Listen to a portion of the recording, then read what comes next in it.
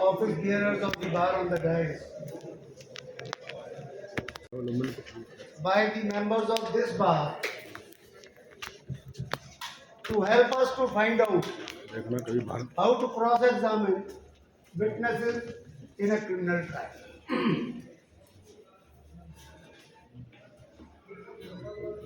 Somdat and Mittal was also there.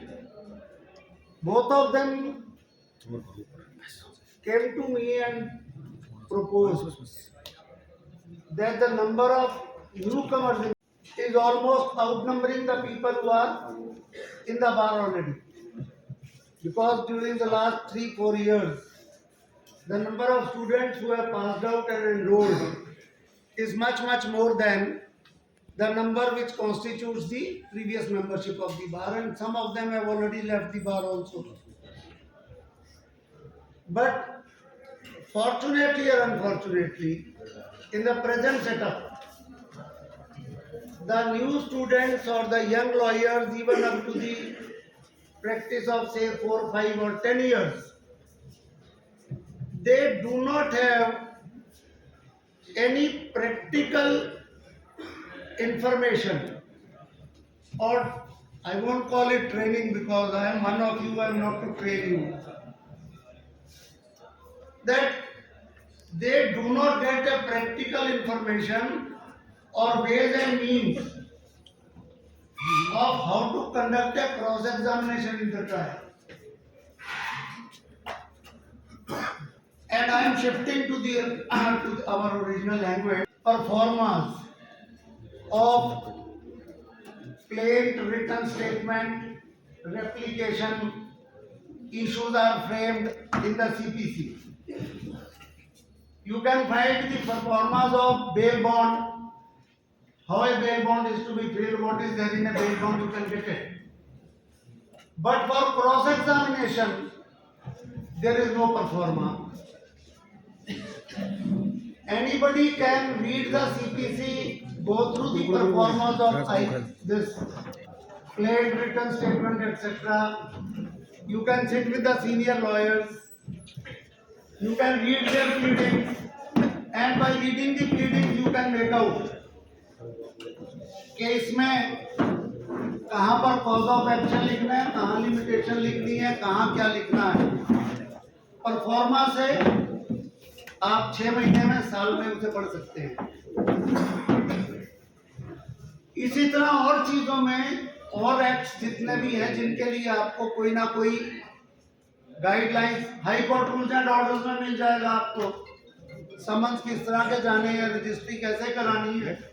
So civil side के ऊपर जितना हमारा काम है उसके लिए बहुत कुछ जो रूल्स फ्रेम होते हैं उसके अंदर जो परफॉर्मेंस बनते हैं या जो प्लीडिंग्स होती है या जो एफिडेविट आपने प्लेंटिफ का बना के देना है वो आप प्रैक्टिकल ट्रेनिंग करते हुए, किसी के पास जूनियर काम करते हुए या पुराने केसेस उठा के पढ़ने से भी आपको उसका अंदाजा लग सकता है. लेकिन क्रिमिनल लॉ में आपको क्या मिलता है? एक चालान जिसे आप चार्जशीट कहते हैं. वो चार्जशीट 154 FIR से शुरू होके और 173 CRPC के चालान पे खत्म हो जाती है. वो चार्जशीट आपको टोटल बताती है कि ये केस क्या है, किसके अगेंस्ट एलिगेशन है, कौन कंप्लेनेंट है, किस डेट को ऑकरेंस हुआ, उसमें किसके चोट लगी, कौन मर गया, कब उसकी इंक्वेस्ट रिपोर्ट तैयार हुई, कब उसका पोस्टमार्टम के लिए गई, कब फिर उसके लिए मुलजिम अरेस्ट हुआ, उसके डिस्क्लोजर में क्या क्या आया, उसने क्या रिकवरी करा के दी. सो दी टोटल पिक्चर जिसे हम कहते हैं, पूरा केस, वो तो उस चार्जशीट में आ गया. आपने उस पूरी चार्जशीट को, मैं कहता हूं, एक किस्म से रट भी लिया. लेकिन अब अगला जो स्टेप है, आज मैं आपसे उसके बारे में बात करने के लिए, क्यों उस चार्जशीट को प्रूव करने के लिए विटनेसेस को एग्जामिन किया जाना है. यही फर्क है, लाइटर रखें इसको बजाय इसके कि हम बहुत सीरियस हो जाए. कि सिविल साइड में तो प्लीडिंग्स हैं, डॉक्यूमेंट्स हैं, उससे बाहर कोई नहीं जा सकता। क्रिमिनल साइड में जिसे कहते हैं कोरा जबानी है। एक पुराने टाइम का मजाक है कि सिविल के दो बड़े सीनियर जजेस थे पंजाब हरियाणा हाई कोर्ट में, और उनकी ड्यूटी लगा दी डीपी में क्रिमिनल अपील में। तो जो वकील साहब थे वो भी पुराने कोई बहुत सीनियर थे, उन्होंने मजाक मजाक में उनसे यही कहा, कहते जी इस केस में क्या है? बोला माय लॉर्ड कुछ नहीं, कोई डॉक्यूमेंट्री एविडेंस तो है ही नहीं, दो जबानी गवाह हैं। बोला बस डॉक्यूमेंट्री एविडेंस कुछ नहीं है? बोला नहीं जी। बोला दो जबानी गवाह हैं। बोला चलो एडमिट कर दीजिए। तो क्रिमिनल ट्रायल में बरी और सजा उसकी जबानी गवाही पर होना है। एक आदमी आई विटनेस है, और क्रिमिनल ट्रायल में मैं इसलिए आपको एक बेसिस बना रहा हूं बताने के लिए कि स्कोप कितना वाइड है।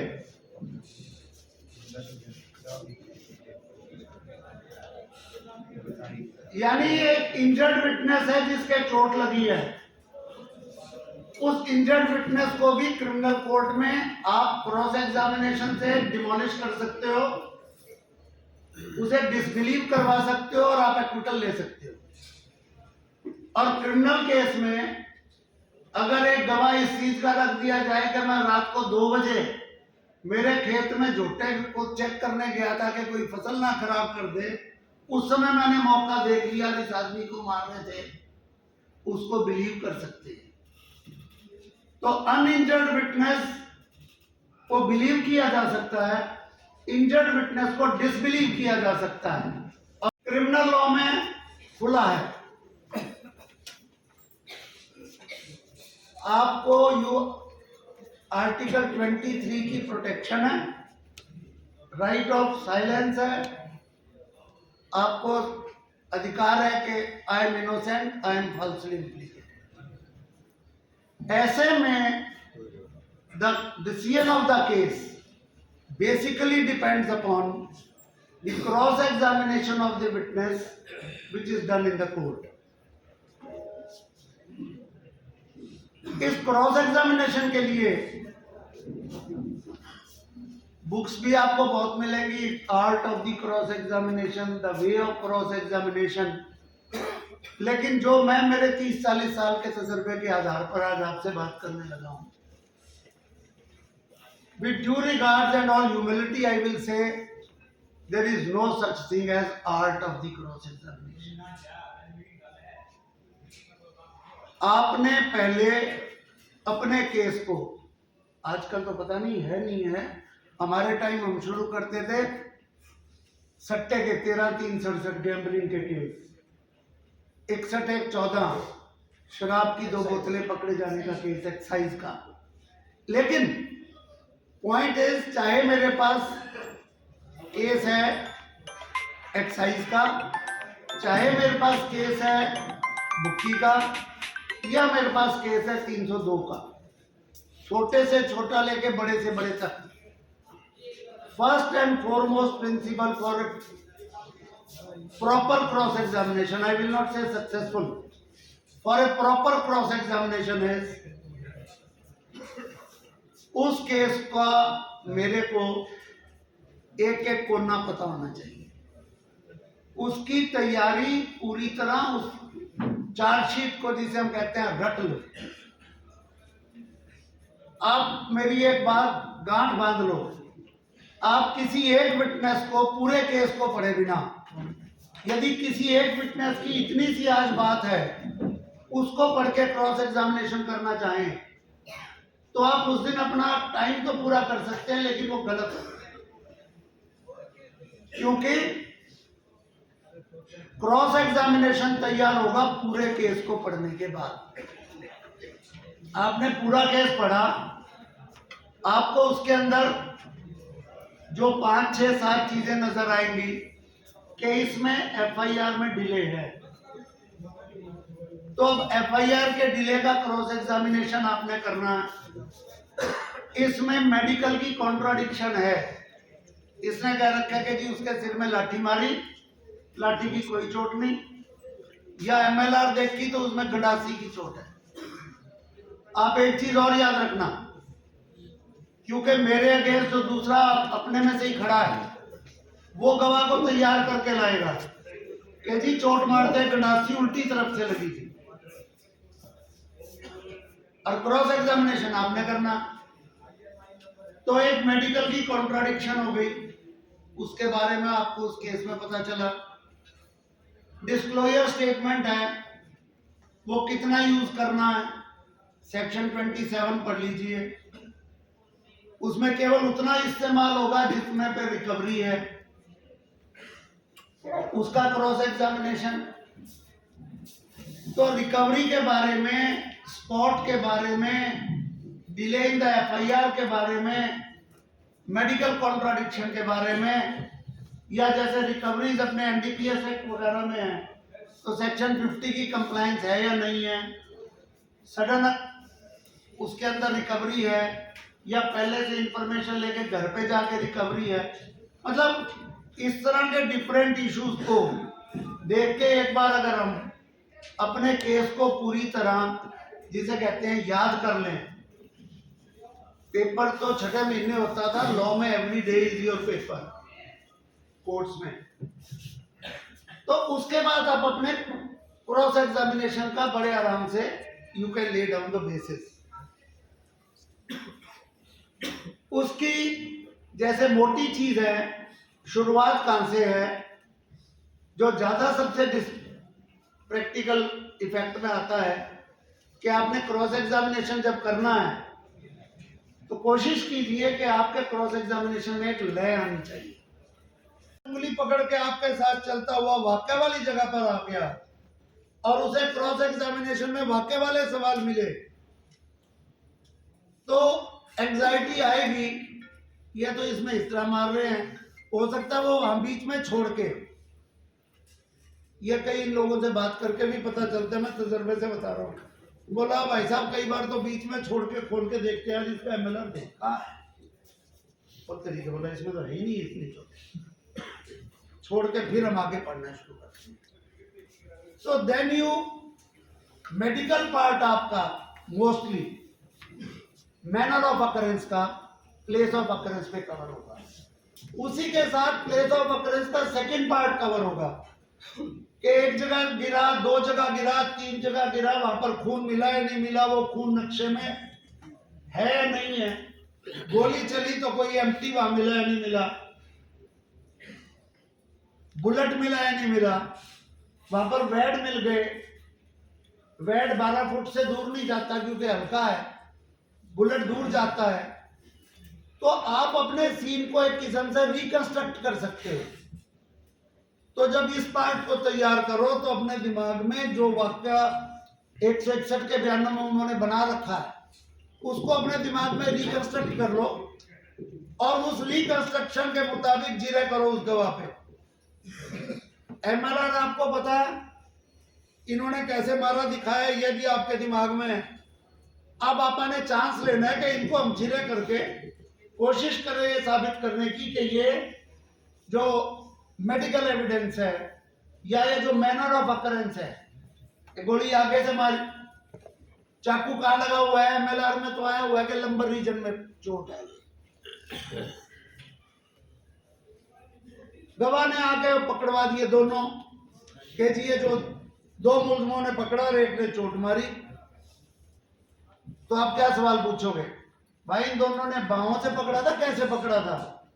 अगर कोशिश करके एक ने आगे से और एक ने पीछे से पकड़ लिया तो आपका काम बन गया कि अगर एक मुलजिम ने आगे से पकड़ा है, दूसरे ने पीछे से पकड़ा है, तो इसके पेट में चाकू कहां से मारा जाएगा? So these are the examples कि इस तरह जो आपने अपने दिमाग में 161 और एफआईआर से बना रखा है खाका, उस खाके में और उस एमएलआर में ये फिट नहीं हो रहा। वो चीज आप अगर रिकॉर्ड पर ले आते हो क्रॉस एग्जामिनेशन में तो आप आर्ग्यू कर सकते हो कि मेडिकल और ऑकुलर वर्जन में कॉन्ट्राडिक्शन या place of occurrence, manner of occurrence से टैली नहीं करती। या जैसे अपने केसेस में राइट ऑफ प्राइवेट डिफेंस हमें अलाउड है। मुलजिम के भी चोटें लगी हुई हैं, मुलजिम का भी एमएलआर हुआ है, मैनर ऑफ अकरेंस में ही है। अब आपको जजमेंट्स पे बाद में जाना है। जजमेंट तो सुप्रीम कोर्ट की दोनों तरफ की मिल जाएंगी। Injuries on the person of the accused not explained, कोई फर्क नहीं पड़ता, माइनर हो तो। और injuries on the person of the accused not explained, witness is making a false statement on a very material fact. Judgments बाद में इस्तेमाल होंगी, पहले आप अपने सिरे से वो मटेरियल ले। मटेरियल आने के लिए अगर आपके भी चोटें हैं तो आप उसी मैनर को, जब मैनर ऑफ अकरेंस को जिले कर रहे हैं, तब उनसे पूछेंगे भाई इनमें से किसी का सिर फूटा था क्या, इनमें से किसी के हाथ के चोट लगी थी क्या, आपने इनको कहीं हॉस्पिटल में देखा, इनकी भी कोई एमएलआर हुआ था, आपके ऊपर क्रॉस केस चल रहा है। ये सवाल बनेंगे कब? जब आप मैनर ऑफ अकरेंस के ऊपर उन्हें जिले कर रहे हैं। आप ट्राई कर रहे हैं कि मैं इस विटनेस से ये साबित कर दूंगा ये तो मेरी चोटों को छुपा रहा है, तो another point two discredit the witness. Cross examination witness को डिस्क्रेडिट करने के लिए ही किया जा रहा है। आप कर पाएंगे नहीं कर पाएंगे वो बात की बात है, लेकिन उसकी सीक्वेंस मैनर ऑफ अकरेंस तक आ गई। मैं अगर कोई इंजर्ड विटनेस नहीं है तो जो सो कॉल्ड आई विटनेस है और इवन इंजर्ड का भी, उसके बाद आप क्रॉस एग्जामिनेशन करेंगे, वाक़ा हो गया, मैं आपको साथ लेके चल रहा हूँ, वाक़ा हो गया, प्लेस ऑफ अकरेंस पे आगे इंसिडेंट हो गया। अब अगला पार्ट क्या है जिस पे हम जिरह कर सकते हैं? अगला पार्ट है कंडक्ट ऑफ द विटनेस। मेरे घर के बाहर चोट मार दी, आदमी पड़ा है, मुलजिम अपने अपने हथियार लेके भाग गए, आपने क्या किया? उसको पानी देने की कोशिश की, उसका खून रोकने की कोशिश की, उसको उठा के अंदर लेके गए या नहीं गए, उसको कोई फर्स्ट एड दिलाने की कोशिश की, क्योंकि अपन दूसरी तरफ से हैं, अपन ने ही अपने विटनेस को तैयार कर रखा है कि जी गाड़ी लेने चले गए, गाड़ी लाने में देर हो गई, लेकिन क्रॉस एग्जामिनर का काम है उस स्टेज के ऊपर उस विटनेस का जो कंडक्ट है उसको ऐसा डाउटफुल बनाने की कोशिश करे कि तूने घर जाके किसी को बताया, तूने गांव में किसी से सपोर्ट ली, तुमने किसी को स्टेटमेंट दी या नहीं दी। दीज क्वेश्चन ये तो आपको फ्रेम करने होंगे मौके के ऊपर अपने केस के मुताबिक, लेकिन चीज दिमाग में रखने की है कि उसके बाद आप कंडक्ट ऑफ द विटनेस की जिरह करो, जिससे आप ये साबित कर सको कि इस विटनेस का कंडक्ट जो है वो डाउटफुल है। अगर ये वहां पर होता तो ये ऐसा नहीं करता, ये नॉर्मल आदमी का कंडक्ट नहीं। तो conduct of the witness case के मुताबिक आप यहां तक आ गए। अब आप उनको लेके हॉस्पिटल जा रहे हैं, रास्ते में थाना है, चौकी है, इतला करी नहीं करी, ये भी कंडक्ट का पार्ट है।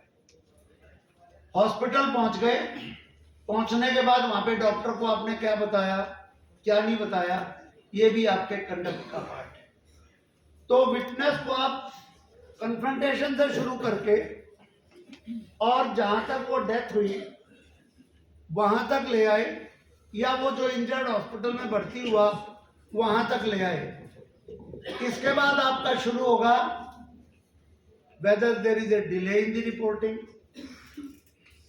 और क्या ये जो स्टेटमेंट आया चार्जशीट में तो आ गया वो स्टेटमेंट, एफआईआर दर्ज है, एफआईआर में उन्होंने कारण भी दे रखा है, इस कारण नहीं जल्दी हो सकी, रुका गया, ये गया वो गया। अपना काम क्या है कि हम वहां पर वो जो प्रोसीजर वहां अडॉप्ट किया गया है वो प्रोसीजर ठीक है या गलत है उसको चैलेंज करें। Delay in the lodging of the FIR का जो इशू है अब हमने वहां पर चैलेंज करना है। कि एफआईआर दर्ज करने में देरी क्यों हुई, या अगर प्रॉम्प्ट भी है तो भी हमने कोशिश करनी है कि और कितने लोग इकट्ठे हो गए हैं, कोई सलाह मशवरा किया है नहीं किया है, आपस में बातचीत की है नहीं की है, पहले कहीं पुलिस को फोन किया है नहीं किया है। तो delay in the lodging of the FIR के जितने भी पॉसिबल क्वेश्चन बन सकते हैं वो हमारे को वहां पर उन्हें पुट करने हैं। इस सीक्वेंस में जब जज भी आपके साथ पढ़ता चला जाएगा तो वो आपकी बात मानने ना मानने वो तो टोटलिटी ऑफ द केस पे डिपेंड करेगा, लेकिन वो आपकी क्रॉस एग्जामिनेशन को पढ़ते हुए अपना दिमाग उस केस की फाइल से दूर नहीं करेगा। ना मानना उसका अधिकार है, उसके जज की के इसने मारा है मैं तो नहीं छोड़ता, वो कहेगा मैं तो जजमेंट कन्विक्शन की करूंगा कर, लेकिन वो बीच में नहीं छोड़ेगा। वो ये नहीं कहेगा यार कुछ पूछ तो रखा नहीं छोड़ो, ऐसा नहीं होना चाहिए। आप पर मेरा केवल और केवल इतनी जिम्मेवारी है कि हमने अपने केस को पुट कर दिया। लास्ट अब आ गया, इसके बाद कई केसेस में सप्लीमेंट्री स्टेटमेंट्स आते हैं। अब आप उसके बाद लास्ट में आपने उस विटनेस ने कोई बाद में रिकवरी का गवाह बना है, मौके की रिकवरी का भी वही गवाह है, तो अब उससे मौके की रिकवरीज की हम जिरह कर सकते हैं। रिकवरीज अकरेंस के बाद की होती है मोस्टली, यही मैंने आपको शुरू में बताने की कोशिश की कि आपने क्रॉस एग्जामिनेशन शुरू करा, रिकवरी से शुरू कर दिया, तो जब सोचा यार ये तो बीच में पहले वाला कहाँ गया। अब आपने स्पॉट रिकवरीज के बारे में जो भी उससे सवाल जवाब है उस केस के मुताबिक वो कर लिए। कोई अगर डंडे लाठी की का भी वही गवाह है तो उससे कर लिए। ये कंप्लीट करने के बाद जो लास्ट पार्ट आता है, बड़ा इंपॉर्टेंट पार्ट है, वो है सजेशन। क्रॉस एग्जामिनर को सजेशन देते समय आज के दिन अब बिल्कुल एक तलवार की धार पे चल रहा है। हमारे समय में तो मैं तो पुराना ही कहूंगा, ये काम चल जाता था कि हम सजेशन कोई भी दे दे। पुराना केस हुआ ये था कि एक्यूज्ड अपने सजेशन से बाउंड नहीं है। आपने कोई सजेशन दे दिया वो आपको बाउंड नहीं करता था, क्योंकि केस लॉ भी था और 70s के अंदर ये जजमेंट आ चुके थे कि क्रिमिनल लॉ में there are not pleadings like civil law, you are not bound by. Allahabad high court का एक केस हुआ था जो सुप्रीम कोर्ट में अपलोड हुआ। एक मर्डर केस में एक्यूज ने प्ली ली थी एलिबाई की, कि at the time of occurrence में मौके पे नहीं था, मैं तो कहीं और था, ट्रेन में था या कहीं और था।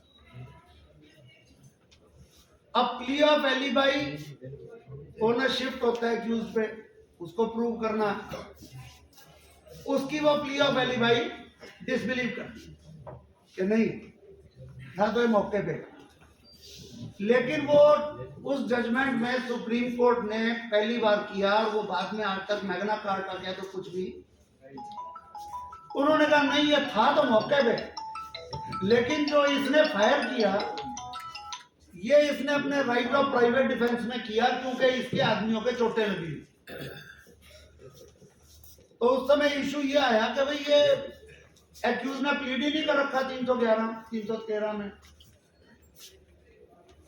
उन्होंने कहा नहीं, accused is not bound by the pleading, और अगर ये right of private defence legally इसका बनता है तो उसको उन्होंने देकर एक्विट कर दिया। दूसरा उन्होंने उसका रीजन जो बाद में डेवलप हुआ वो ये था कि एक्यूज को राइट ऑफ साइलेंस है, एक्यूज को प्रिजम्पशन ऑफ इनोसेंस है। तो जब ये दो चीजें हैं, एक्यूज्ड से कभी भी आप कभी भी ध्यान से पढ़ोगे या प्रैक्टिकली भी देखोगे, accused can not be put under oath. Compulsory testimony accused की नहीं हो सकती, can not be put under oath. तो उन्होंने कहा एक्यूज को पूरी सीआरपीसी में केवल एक समय पूछा जाता है 313 में, और वो भी विदाउट ओथ। इसलिए एक्यूज के काउंसिल ने कोई सजेशन दे दी चाहे पहले क्रॉस एग्जामिनेशन में, उससे एक्यूज बाउंड नहीं है। एक्यूज को एक्सप्लेन करना है 313 में, और उसने अगर उस फैक्ट को वहां मना कर दिया तो उसका कोई इफेक्ट नहीं है। लेकिन मैं इसीलिए मैं मेरे सभी दोस्तों से सबसे अपील करूंगा, केस लॉ फॉलो करना, मैं विद ऑल रिस्पॉन्सिबिलिटी कह रहा हूं, जुडिशरी वालों की जिम्मेवारी है। आपकी और मेरी ड्यूटी है केस लॉ बनाना। हमने फैक्ट्स को इस तरह डिस्टिंग्विश करना है या नया फैक्ट रिकॉर्ड पे लाना है कि जो सो कॉल्ड सुप्रीम कोर्ट की जजमेंट है वो अप्लाई ना कर सके। आपने और मैंने रोज नया केस लॉ बनाना है। केस लॉ कब बनेगा? जब आप यहाँ केस करेंगे, उसकी अपील होगी, तभी तो केस लॉ बनेगा। इसलिए ये तो अच्छी बात है कि आप केस लॉ तैयार करें, पढ़ें, यूज भी करें, बट जिंदगी में कभी भी केस के ऊपर सुप्रीम कोर्ट जजमेंट आ गई है, मैं मेरी सुप्रीम कोर्ट जजमेंट के मुताबिक सवाल पूछ दूंगा और मेरा काम चल जाएगा। कोशिश करना ऐसी गलती मत करना, क्योंकि आप उस दिन, हमारे समय तो 1 साल में फैसला हो जाता था, आप उस टाइम में प्रैक्टिस में आए हो जब जिस ट्रायल का आज फैसला होगा उसकी अपील 15 साल बाद फैसला होनी है।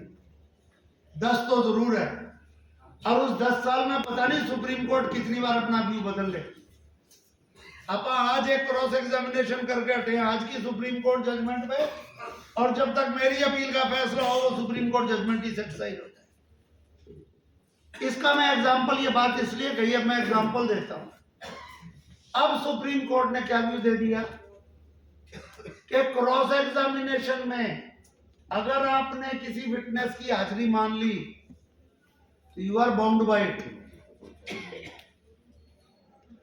313 में नहीं मानी हुई, लेकिन क्रॉस एग्जामिनेशन में मान ली। उसका दोस्तों कितना बड़ा नुकसान,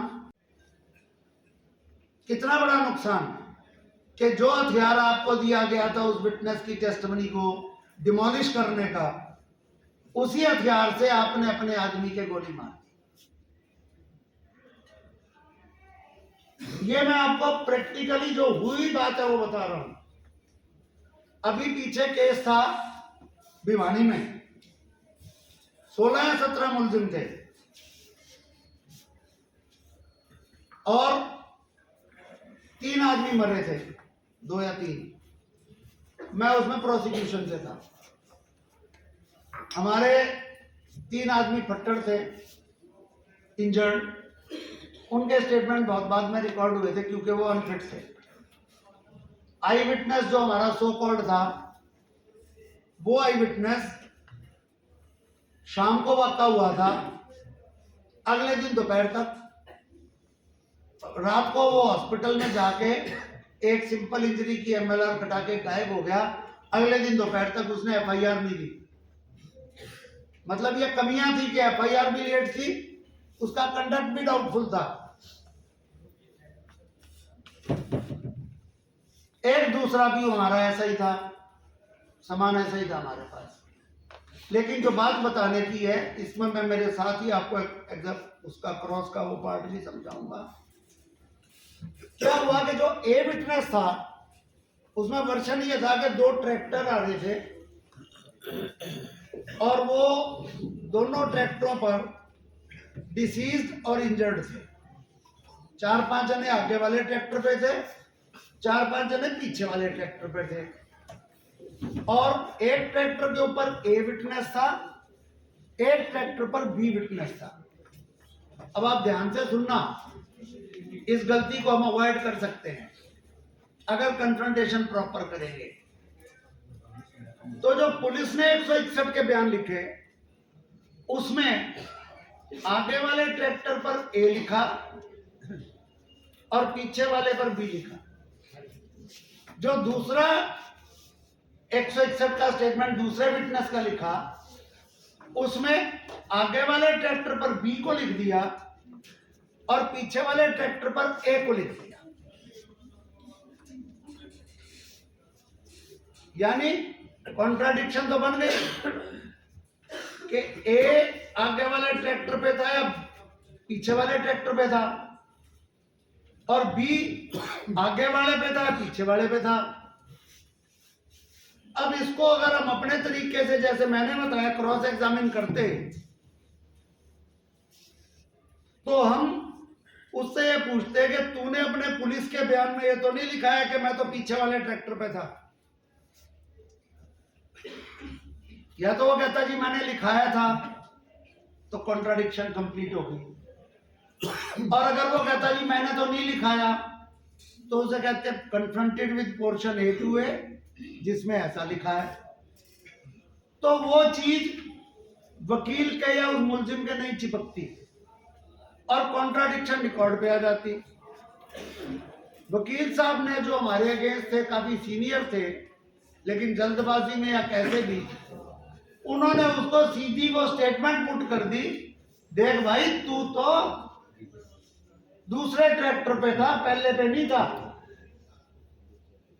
बजाय वो पुलिस के स्टेटमेंट की फॉर्म में पुट करने के कि तेरी कॉन्ट्राडिक्शन है कि तू चीफ में तो कह रहा है मैं आगे वाले ट्रैक्टर पे था, जिरे में उसे पुट कर दिया तू तो पिछले वाले ट्रैक्टर पे था आगे वाले पे नहीं था। इसी तरह सेकंड विटनेस के साथ हो गई। अब 2023 में सुप्रीम कोर्ट ने जजमेंट दे दी थी तो हमारा काम बन गया। मैं जी गवाह की हाजिरी तो इन्होंने मानी हुई है। कैसे मानी हुई है? एविडेंस पढ़ लो। इसको डेफिनेट सजेशन दे रखी है तू दूसरे ट्रैक्टर पे था पहले पे नहीं था। So by this cross examination the presence of the eye witness जिसने एफआईआर दी थी एडमिट हो गई और वो बेचारे सजा हो। हमने as a student of law सीखने की गलती क्या थी, वो अपनी जगह ठीक थे कि इस विटनेस ने दूसरे गवाह के मुताबिक ये विटनेस अगले ट्रैक्टर पे नहीं पिछले ट्रैक्टर पे था, तो वो उस विटनेस से कन्फ्रंट करके रिकॉर्ड पर कॉन्ट्राडिक्शन लानी थी, ना कि उसको सजेशन देनी थी कि तू तो दूसरे ट्रैक्टर पे था।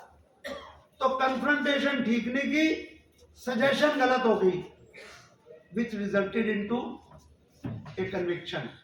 वो लॉयर की मैं उसे कहूंगा इनएप्ट हैंडलिंग या इनकरेक्ट हैंडलिंग के कारण हुआ। इस चीज को हमने सदा पूरी तरह केयरफुल रह के, बिकॉज मैं बार बार कहता हूं आपको चुप रहने का अधिकार है, आप कोई सजेशन ना दो। आप केवल ये कह के बंद कर सकते हो it is incorrect to suggest that I have deposed falsely on all counts। on all counts means तूने जो कुछ आज तक कहा है ये सब झूठा है। कई बारी हम क्या कमी करते हैं कि हर चीज की सजेशन देनी शुरू करते हैं कि ये फर्क सिविल और क्रिमिनल ट्रायल में है। सिविल में अगर आपने स्पेसिफिकली डिनाई नहीं किया तो आपके अगेंस्ट एडमिटेड माना जा सकता है। क्रिमिनल ट्रायल में ऐसी कहीं आवश्यकता नहीं है।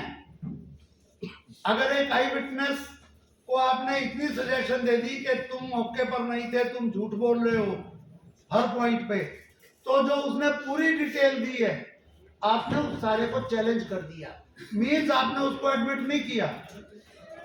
सजेशन क्रिमिनल लॉ में कोशिश करो तभी स्पेसिफिक सजेशन दो जब आप किसी जर्नल एक्सेप्शन को प्लीड कर रहे हैं जो आईपीसी में है कि ये डिफेंस है आपके। अगर आपका डिफेंस है कि देख तूने इसके ऊपर हमला किया था, तूने मेरे चोट मारी थी और मैंने बचाव में तेरे लाठी मारी है, तो सजेशंस के बारे में जो लास्ट में आनी है क्रॉस एग्जामिनेशन के, ये ऐसे हर्ट केसेस में, उसके बारे में we are to be very careful. मैंने सिग्नेचर को चैलेंज करना है, डॉक्यूमेंट को। अगर मैं कह दूं देख भाई ये डॉक्यूमेंट तूने फर्जी बनाया है, तो एक सजेशन है, मैंने चैलेंज कर दिया। और अगर मैं कहूं कि देखो ये जो मेरे दस्तखत है ना, ये तूने कंप्यूटर से उठा के इम्प्रिंट करके ये मेरे दस्तखत बनाए हैं, तो मैंने उस सजेशन से दस्तखत मान लिए जो उसने प्रूव नहीं किए थे।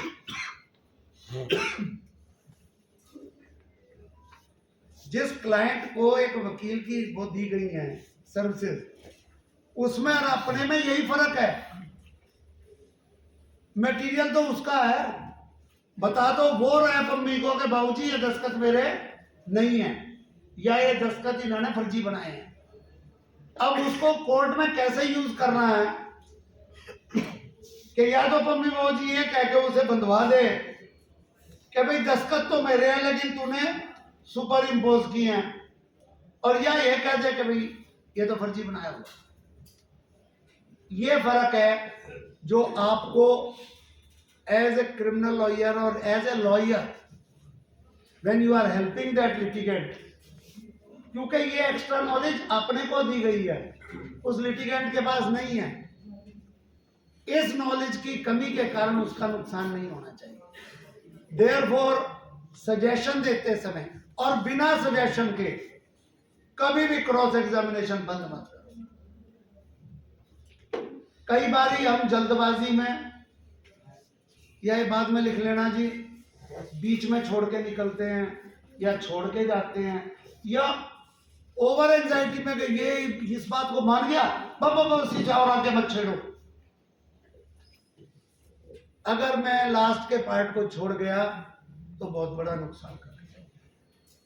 और इस सीक्वेंस को मैं खत्म करता हूं, यहाँ पे है 5-7 मिनट, मैं इस सीक्वेंस को खत्म करता हूं। दोस्तों एक चीज और जान लो, मेरे पास अपील आई और मैं अपील पढ़ते ही कहूंगा शाम गोदारा ने मरवा दिया। ये तो सवाल पूछना ही नहीं था, इसने खुद ने पूछ के मरवा दिया। ये चीज अपने दिमाग से निकाल दो कि भाई ये सवाल अगर नहीं पूछा होता तो काम बन गया। आप उस माहौल में रह रहे हो, मैं फिर कह रहा हूं हमारा भला टाइम था, हमारा टप गया। आप उस माहौल में रह रहे हो जिसमें एग्जामिनेशन इन चीफ पूरा हुआ नहीं और जज साहब की तो तसल्ली हो गई, वो तो तैयार है अब गंडासा लेके। आपने क्रॉस एग्जामिनेशन करके अगर कुछ मिल जाए तो ठीक है। जो लोग ये कहते हैं ना कि ना ना ना ना जीरे बड़ी आर्ट है इसमें, तो बड़ा सोच के सवाल जवाब करना चाहिए, वकील का सवाल उसको मरवा देता है, ये पूछने की जरूरत नहीं थी। भाई वो टाइम गया। जितना कुछ जानते हो हर चीज को पूछो, पूछे बिना कुछ मत छोड़ो। अगर आपको यह भय है कि मेरे सवाल से सजा होगी, आपके सवाल से सजा नहीं हुई, सजा तो पहले हो चुकी चीफ में। आपके सवाल से तो अगर कुछ आएगा तो क्या आएगा, जो आप अपने हक में चाहते हो। इस सीक्वेंस में जब हम चल के यहां तक आ गए तो एक और अगला बहुत बड़ा सवाल है। इसी तरह जैसे हम क्रॉस एग्जामिनेशन रिकवरी के केसेस में करते हैं, एनडीपीएस एक्ट के या ये दूसरे इन केसेस में ये, हालांकि मैंने कम काम किया है लेकिन मैं फिर भी अपने जो नए आ रहे हैं भाई उनको समझाना चाहूंगा कि यार ये आदत अब हमें छोड़नी पड़ेगी कि थाने से चलो और उसे थाने में वापस ले आओ। इसका एक बहुत बड़ा कारण मैं कह रहा हूं।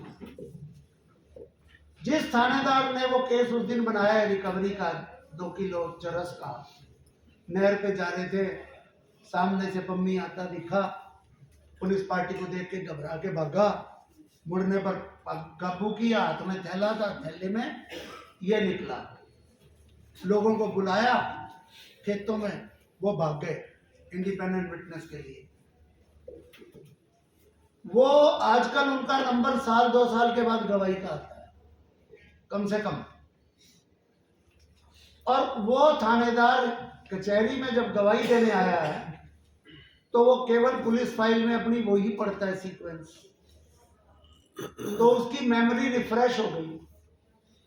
अब वो रिफ्रेश्ड मेमोरी से आया है, उसी सीक्वेंस में आया है, और उसी सीक्वेंस में अगर अपन जब उससे सवाल डालने शुरू करेंगे तो उस पर तो वो तैयार है। कम मिलेगा हमें, संभावना कम है, क्योंकि फिर वही पेट सवाल होंगे। आपने इंडिपेंडेंट विटनेस ज्वाइन करने की कोशिश की, वो कह देगा जी खेतों में थे भाग गए। आपने उनको कोई नोटिस दिया? नहीं जी, कोई नोटिस नहीं दिया। तो मेरी रिक्वेस्ट ये है कि जो अमेंडमेंट्स के साथ टेक्निकल रिक्वायरमेंट्स आई हैं, जैसे स्पेशली एनडीपीएस एक्ट में के सेक्शन 50 की कंप्लायंस चाहिए, सेक्शन 41, 42 की कंप्लायंस चाहिए, विटनेसेस की ज्वाइनिंग चाहिए, या मजिस्ट्रेट के वो केस प्रॉपर्टी पेश की जाती है, मजिस्ट्रेट के यहाँ पे उसकी सीलिंग की जानी है। इन इश्यूज को जो वैसे देखने, जो उसकी सीक्वेंस में उस दिन वो पढ़ के नहीं आया, इन इश्यूज को अगर हम शुरुआत से लेंगे तो वो जो मैं कन्फ्रंटेशन वाली बात कर रहा था, उसकी जो डिसलॉजिंग है वो यहां से शुरू होगी कि ये थाने से तो चला ही नहीं। थाने से कितने बजे चले थे? वो उसने जिमनी में लिख रखा है 9:20 पे चले थे, वगैरह 9:20 पे चले थे। और अगर मैं उससे शुरुआत करता हूं कि सेक्शन 50 की कंप्लायंस में क्या कमी है, सीधा सवाल उससे शुरू करता हूं, तो सेक्शन 50 तक तो वो भी पहुंचा ही नहीं था, तो थाने से चला था। इस तरह की इनोवेशन आप सब करने की कोशिश करो, आपको कुछ ना कुछ औरों के अलावा नया मिलेगा। रिकवरीज के लिए ये मेरा सुझाव था। हर्ट केसेस या दूसरे केसेस की सीक्वेंस मैंने आपको बताई। इसी तरह और भी जिन केसेस में ओनर्स ऑफ प्रूफ की बात है, अब 138 की कंप्लेंट्स बहुत हैं, 138 की कंप्लेंट्स में भी समरी ट्रायल बना दिया, सवाल नहीं पूछने देते, ये वो है। इन चीजों में भी अगर हम अपना एक पर्टिकुलर स्टैंड पहले क्लियर रख के चलें कि मैंने चेक की इश्यूएंस माननी है नहीं माननी, मैंने चेक की इश्यूएंस माननी है, मैंने सिक्योरिटी का चेक दिया था, इसके ये सर्कमस्टेंसेस हैं, तो मेरा क्रॉस एग्जामिनेशन उसकी तरफ ही पूरी तरह होना चाहिए, जिसका पूरा आइडिया उधर है, उसी के ऊपर कंसंट्रेशन होनी चाहिए। Capacity to give the loan और गिव दैट अमाउंट एक क्रॉस एग्जामिनेशन का पार्ट है, शुरुआत हम उससे कर सकते हैं। Circumstances of issuance of the cheque हम उसको चैलेंज कर सकते हैं। एनी ट्रांजैक्शन जिसके अगेंस्ट वो पेमेंट की जानी है, उस ट्रांजैक्शन को हम चैलेंज कर सकते हैं। लेकिन अगर हम सजेशन शुरू में ही या अपने वर्षन में ही उस पोर्शन को मान के चल बैठे जिस पोर्शन के लिए मैंने जिरह करनी थी, तो फिर सामने वाला चाहे वो जज हो चाहे वकील हो, वो ऑब्जेक्शन करेगा, जी क्या कर रहे हो, आपने तो एडमिट कर। सो देयरफॉर आपका क्रॉस एग्जामिनेशन चाहे वो नेगोशिएबल इंस्ट्रूमेंट का है, चाहे वो एनडीपीएस एक्ट का है, चाहे वो मर्डर का है, अटेम्प्ट टू मर्डर का या हर्ट का है, most of the criminal cases में आपको अपने केस को पूरी तरह पढ़ के रट्टा मार के अपनी लाइन बनाने के बाद आपका क्रॉस एग्जामिनेशन अगर होगा, तो सीक्वेंस के अंदर अगर होगा तो आपको उसका नुकसान कभी भी नहीं। अब एक और चीज आती है भाई, क्रॉस एग्जामिनेशन में मैं जानबूझ के आपके सामने कोई सेक्शन कोट नहीं कर रहा हूं, क्योंकि सेक्शन आप सबको एविडेंस एक्ट में मिले। मैं प्रैक्टिकल बात करना है। I may be wrong but I can claim कि मैं इससे जितना भी थोड़ा बहुत मामूली सी सक्सेस सो कॉल्ड अपनी वकालत में, not in the terms of cases one, case तो ये पहली स्टेज है, यहाँ की हार जीत की ज्यादा रेलेवेंस नहीं है। मैं कह सकता हूं कि ब्रदर क्रॉस एग्जामिनेशन के समय कभी भी अग्रेसिव मत हो, ये मेरी सजेशन है आप सबसे। चाहे विटनेस सामने वाला कितनी बदतमीजी करे, अगर मैं उस विटनेस को ठीक करने में लग गया, मेरे से लिखवा लो, मेरे 10 सवाल थे तो 2 या 3 सवाल मैं जरूर मिस करूंगा, क्योंकि मेरी ये टेंशन तो उसको ठीक करने में, उससे लड़ने में लग गई। तू क्या समझता है? मैं तो तू उसको समझाने में लग गया, तू क्या समझ रहा है? तो इसलिए विटनेस को, मेरा तरीका है, गलत हो सकता है, ताकि उसको ये लगे कि वकील साहब तो यार तेरा ही आदमी है, बड़े तरीके से धीमे धीमे सवाल पूछे जा रहा है, हाँ ना करे जा। इन दैट वे आपका जो लाइन है और जो आपका ऑब्जेक्टिव है, आप उस ऑब्जेक्टिव को पाने की ज्यादा चांसेस हैं, बजाय इसके कि आप उससे लड़ पड़े। उसने मुकदमे की बजाय आपसे लाठी से लाठी अड़ा ली, अब वो आपको फेल करने पर जुटा हुआ, आप उसको कॉर्नर करने पर जुटे हुए हो। तो जिसका बेचारे का पीछे वाले का मुकदमा है वो तो वहीं खड़ा रह गया। बाबूजी से जो हमारे, मैं जिनके कारण आज यहाँ हूँ, बहु प्रताप चंद कत्याल गुरु जी थे मेरे, बिना किसी क्रिमिनल जानकारी के आया था, सीआरपीसी तक पढ़ी नहीं थी, और बाबूजी हमारे पंडित देवराज जी करते थे सिविल रेवेन्यू का काम, कत्याल साहब का गढ़ा हुआ हूँ। वो क्या करते, बोले गाल सुन, मैं कहा हाँ जी। बोले जरा पीछे खड़ा है ना, मैं कहा हाँ जी। बोला ये कहता है बाबूजी लड़ाई तो मैनू आती है, लड़के तो मैं आया है, तुसी गवाह नू मनाओ, साहब नू मनाओ। तो बोला फीस लड़ने की नहीं मिली, फीस इनको मनाने की या इनसे समझाने की मिली। आप एविडेंस एक्ट में भी पढ़ोगे, offensive questions are not allowed, offensive questions are not allowed, aggressive questions are not allowed. Offensive और अग्रेसिव क्वेश्चंस जब भी आप करोगे, हो सकता है आपको किसी एक दो के किसी केस में थोड़ा बहुत बेनिफिट हो जाए, बट एक तो आप बेंच में अपनी रेपुटेशन खो बैठो। बोला वकील साहब को बुलाओ, कौन है? बोला जी पम्मी है। बोला यार लड़ाई करेगा।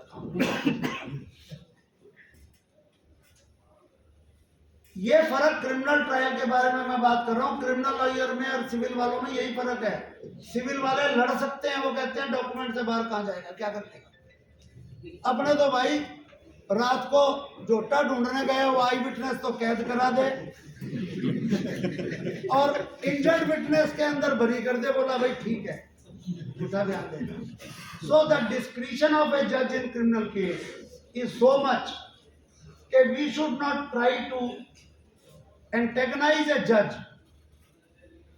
विटनेस से लड़ते हुए कोर्ट से हमारा झगड़ा हो जाए, क्रिमिनल लॉयर को हमेशा अवॉइड करना। ठंडे ठंडे विटनेस को कंफर्टेबल बनाने की कोशिश करो, वो आपको जरूर देके जाएगा। सीक्वेंस में चलो। इसी तरह चौधरी गणपत राम एडवोकेट थे, आप लोगों को तो बहुतों ने नाम ही नहीं सुना होगा, गंगानगर से आते थे। एक टाइम में नॉर्थ इंडिया के वो one of the best lawyers थे ट्रायल के, जिनको इसका मेडिकल का गन शॉट इंजरीज का एक्सपर्ट मानते थे। अमृतसर से लेके और नीचे जैसलमेर तक, दिल्ली की कहीं पर भी उस आदमी को मैंने उनके साथ बहुत काम किया, उनकी डेथ के बाद उनके 3-4 केस भी मैं पूरे करके आया। वो वाकई फोरेंसिक का एक्सपर्ट था। B.R. शर्मा की किताब में उसका नाम है एज ए कॉन्ट्रीब्यूटर। मोदी की किताब में एक टाइम पे उनका नाम छपा था एज ए कॉन्ट्रीब्यूटर, कि उसको मेडिकल साइड की इतनी जानकारी थी, क्रिमिनल लॉ में प्रैक्टिकल उसकी। लेकिन उन्होंने हमारे को समझाया और आखिर तक कहते गए, बोले बेटा कभी भी एक्सपर्ट विटनेस से जिद मत करो। मैं कहा जी क्यों? बोले एक्सपर्ट विटनेस, बोले बदमाशी बदमाशी तो कोई पैसे लेके कुछ कर रहे हैं तो सेपरेट चीजें हैं, नॉर्मल कोर्स में। बोले एक्सपर्ट विटनेस इसलिए एक्सपर्ट है कि उसको सब्जेक्ट की जानकारी है। और बोला तेरे और मेरे पास उधारी जानकारी है, B.R. शर्मा की किताब पढ़ ली, मोदी की किताब पढ़ ली, एक्सपर्ट्स की हैंडराइटिंग एक्सपर्ट्स की किताब पढ़ ली। बोला अपने पास है उधारी जानकारी, उनके पास है 5-7-10 साल की पढ़ाई की और ट्रेनिंग की जानकारी। आप उससे जिद करोगे तो वो अपनी रिपोर्ट को ठीक साबित करने के चक्कर में आपको नई से नई टर्मिनोलॉजी देके नए एग्जाम्पल देता चला जाएगा। जितना आप उससे जिद करके सवाल पूछते जाओगे वो आपके खिलाफ जवाब देता है। चाहे वो आप हैंडराइटिंग वाले में देख लो, चाहे वो बैलिस्टिक्स में देख लो, चाहे वो मेडिकल साइंस में देख लो। इसलिए मैं भी उन वाले एडवाइस को फॉलो करते हुए आप सबको यही आगे पास ओवर करूंगा कि एक्सपर्ट को जिरह करो जरूर, जितनी आपके लिए जरूरी है, लेकिन एक्सपर्ट से कभी जिद मत करो।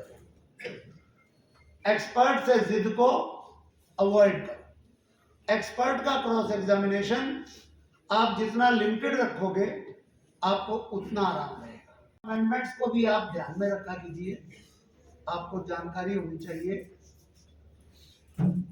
जैसे जो क्राइम अगेंस्ट वुमेन वाले केसेस हैं, रेप वगैरह के केसेस हैं, इसमें अमेंडमेंट करके एविडेंस एक्ट में डाला गया है कि कैरेक्टर ऑफ द वुमेन, जो प्रोसिक्यूटर एक्ट है, उसको आप चैलेंज नहीं कर सकते,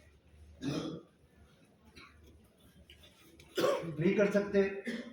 लेकिन मेरा गवाह आके मेरा क्लाइंट मेरे को कहता है कि जी इस लेडी ने 3 मुकदमे पहले इसी तरह कर और तीनों में पैसे लेके फैसले किए हुए हैं।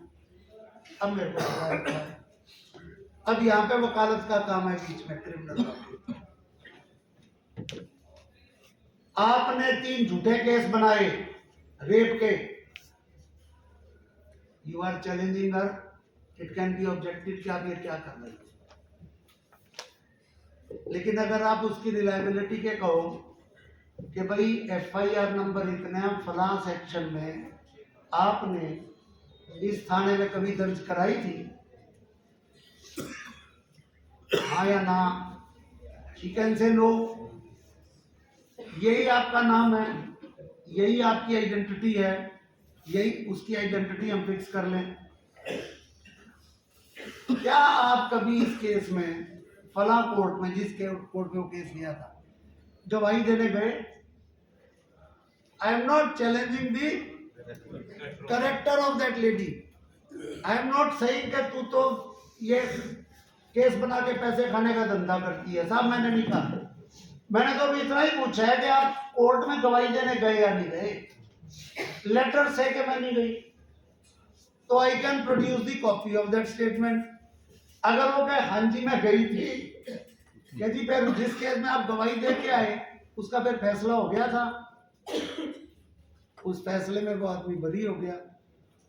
मैं ऐसे तीनों केसेस की अगर सवाल पूछता हूं तो मैं अग्रेसिव नहीं हूं। मैं इसके बारे में उसके कैरेक्टर को चैलेंज नहीं कर रहा हूं, लेकिन मेरे एक्यूज के डिफेंस को मैं by way of A proper cross examination prove करने की स्थिति में। ये काम भी आप लोगों को आगे ज्यादा करना पड़ेगा, क्योंकि the number of these cases is on the increase. अब वहां पर भी आपको अपने क्रॉस एग्जामिनेशन को डेवलप करना है। सवाल वही है कि जो बेयर एक्ट में बार किया गया है उससे भी आप अपने सवाल के तरीके से बाहर निकलने की कोशिश करो। जब आप उससे बाहर निकल जाओगे तभी तो आप नया केस लॉ बनाओगे। अब कोई अगर कहेगा कि जी ये तो सुप्रीम कोर्ट कहती है आप ये सवाल पूछ नहीं सकते, तो भी तो मेरा एक भाई कहेगा बोला जी मैंने सवाल पूछा ही नहीं, मैंने तो एक ये फैक्ट पूछा था कि तूने उस केस में गवाही दी या नहीं दी। शी कैन नॉट से, वो कह सकती है मैंने नहीं दी, मैं कॉपी पेश कर दूंगा। और अगर वो कह के मैंने दी थी तो अगले सवाल का जवाब देना पड़ेगा कि उसका क्या हुआ था। ये है मोटा मोटी जो issues involve in the cross examination. तो कभी एक्सपर्ट से जिद नहीं करनी, अग्रेसिव नहीं होना, कोर्ट को इस चीज के लिए ऑफेंड नहीं करना कि भाई। और लास्ट में खुद तो लंबा कर दिया और मैं कह रहा हूं ज्यादा लंबा। Avoid lengthy cross examination only for the purpose of playing to the game. नुकसान मैंने खुद जो सो कॉल्ड बड़े केसेस हैंडल किए हैं, मैं आपसे अपने प्रैक्टिकल बातें शेयर करने के लिए आया हूं। राम रहीम के केस की कन्विक्शन के बाद मैंने उनका मर्डर केस आर्गू किया था पंचकुला, जो पहला मर्डर केस था। हालांकि दोनों किए, दोनों में सजा हो गई, लेकिन जो हमने पहला केस आर्गू किया उसमें आई विटनेस जो था उसका क्रॉस एग्जामिनेशन 4 या 5 डेट्स पे मेरे ख्याल 52 या 55, आई एम नॉट एग्जैक्ट, 52 और 55 के पेजेस का था। क्योंकि मैं तो सिर्फ आर्गुमेंट्स की स्टेज पे गया था, but I ask all of you who are there, मैं आप में से किसी को भी ड्यूटी लगाऊं कि भाई तू जज बन के एक बार इस पूरे क्रॉस एग्जामिनेशन को पढ़ के देख और बता के इस गवाह को बिलीव करना है नहीं करना। थक जाएगा यार, कहां तक फैसला करेगा। आखिर यही कहेगा ना कि यार पढ़ कुएं में अपने आगे वाले देखेंगे। तो किसी भी जज को इस स्थिति पे मत जाने दो कि वो ये देख के कि तो बहुत लंबा क्रॉस एग्जामिनेशन है, आपकी उस करी कराई मेहनत को इसलिए फेंक दे कि इसने तो माथा मार दिया, पता नहीं कुछ है भी या नहीं। It was so illustratively described, so chronologically elaborated the whole criminal jurisprudence with the practical aspects and the principles. Please be seated. Please take your seats. Now I call Mr. President to come forward and convey the token of thanks to Mr. P.K. Sandheri. सबसे पहले 5 minute आप 5 minute और हमें दे दीजिए। आदर और सम्मान के योग्य है हमारी बात की शान सीनियर एडवोकेट श्री पी.के. Sandher ji, respected secretary office bearer and respected member. सबसे पहले तो मैं संधेर साहब का धन्यवाद करता हूँ। ये हमारा इलेक्शन का एजेंडा भी था कि सबके लिए वर्कशॉप ऑर्गेनाइज की जाएगी, उसके लिए उन्होंने सहमति दी और इसके लिए मैं सौंदर्य शिवा का भी धन्यवाद करता हूँ कि जो इन्होंने इनिशिएट किया। तो और आप सब लोगों का कि आप सबकी हाजिरी जो है ये अप्रिशिएशन है हमारी एफर्ट्स को। और मैं ये नहीं कहूँगा कि सार बार से, मुझे बार के और अदर बार से भी मैसेज आया कि आप इस प्रोग्राम को लाइव कीजिए। हमने वो भी आज शुरुआत की है, यूट्यूब चैनल हमने सार बार का बनाया है। ऐसे ही आप लोग हमें साथ देते रहिए। आपका बहुत बहुत धन्यवाद। Thank you. अब सभी ऑफिस बेयर मिलकर संधेर साहब को एक मोमेंटो पेश करें। Thank you. All of senior sir आइए।